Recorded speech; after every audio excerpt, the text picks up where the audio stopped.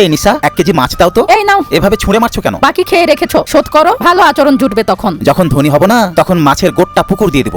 স্বপ্ন তো দেখো বিশাল বিশাল। যখন হবে তখন দেখতেই পাবা। এই নিসা 1 কেজি মাছ দাও তো। দেখতে পাস না মাছ নাই, তোকে কেটে প্যাকেট করে দিই। এভাবে কাস্টমারের সাথে কেউ কথা বলে দেখিস তোকে কেউ বিয়ে করবে না। আরে আমি তো একে বিয়ে করব, তারপর ওকে দিয়ে মাছ রান্না করাবো। তোরা পালাবি এখান থেকে। নিসা কি খবর? এত ভোরে এসছো, মাছ তো এখনো আসেনি। আমি তো মাছ কিনতে আসিনি, এই নাও তোমার জন্য। ওয়াও, এটা তো দামি মনে হচ্ছে। কিনছো নাকি চুরি করছো? তুমি কি ভালো চিন্তা করতে পারো না? আমি বাড়ি যাচ্ছি। কি? হ্যাঁ, বাবা ডেকে পাঠিয়েছে। তাহলে তো যেতেই হবে। কত দিনের জন্য যাচ্ছ? হয়তো আর কখনোই আসবো না। ও আচ্ছা, এখানে থাকলে তো ফিউচার হবে না। এই নিসা মাছ দাও গো। হ্যাঁ আসছি, শোনো আমি তোমার অপেক্ষায় থাকবো।